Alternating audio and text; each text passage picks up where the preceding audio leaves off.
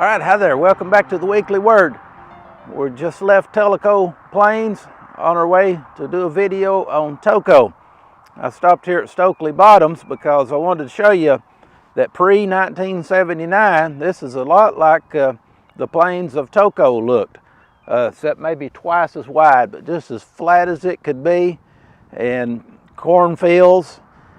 And once you got to the creeks, they would be treed in. It was just a great place that's still under that water out there at Tellico Lake, but this is about the closest thing in this area that still looks like it. Really is some wonderful farmland under that lake of Tellico. But we'll take a little pan shot of Stokely Bottoms here just outside of Tellico and just give you a look at it, and then we'll head on up to Toco.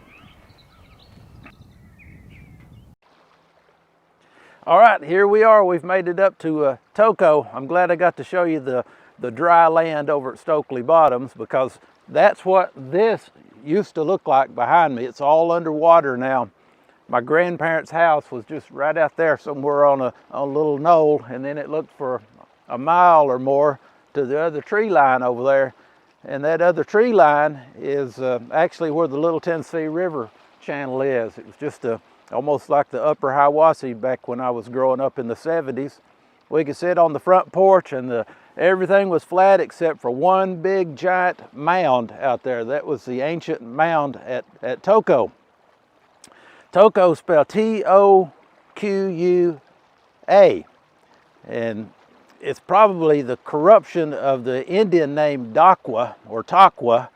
By the whites, Toco it's called today, and some even ancient maps just added T-O-C-O. But the Dakwa was a giant fish that lived in the mouth of Toco Creek, just about where the other tree line is over there. Toco Creek was a little stream that emptied into the Little Tennessee River. And the story about the Dakwa goes is there were, I think, 3 braves in a canoe long ago, and the canoe turned over right there about the mouth of Toco Creek. And they began to swim to the shore, but this giant fish swallowed one of the braves. And it took him down to the bottom of the Little Tennessee River and swam around with him, and the brave began to feel around, and in the darkness down there he felt a mussel shell, a clam shell like. And he took that mussel shell and he began to scrape in the inside of that fish, until it caused the fish enough pain that the giant fish came up, and he began to scrape more till he made a hole in it and he could see out. And when he finally got the hole big enough, he realized the fish had swam up into the shallow water and was resting on there, and he crawled out the hole and got away.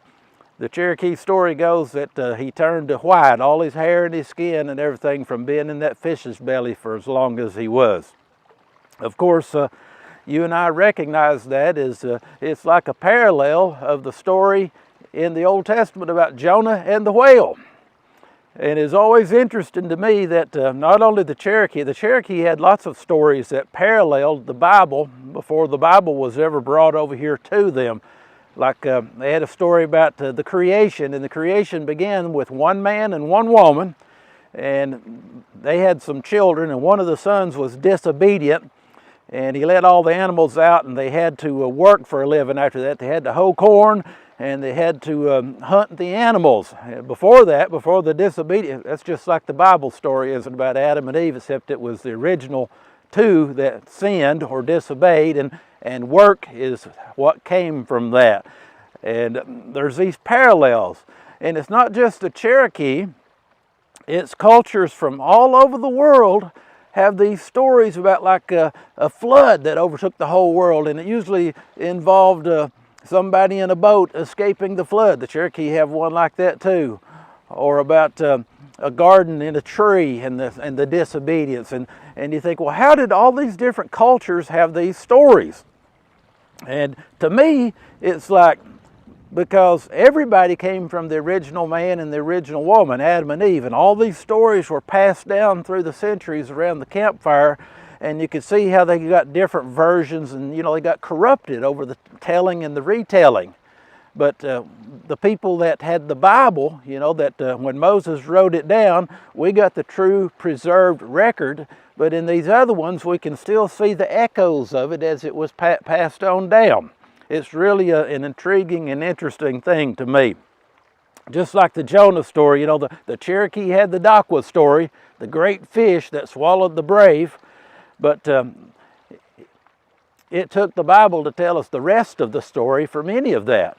The story of Jonah in the Bible and the story of the fish, it's all portraying that, as Jesus explained it. He said, just as Jonah was 3 days and 3 nights in the whale's belly, so must the Son of Man be 3 days and 3 nights in the heart of the earth.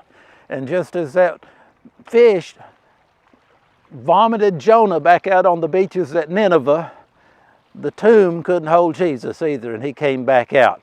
And when you come to that understanding and you claim it for your own belief, that's how you become a Christian, my friend, that Jesus left an empty tomb behind and paid our sin debts.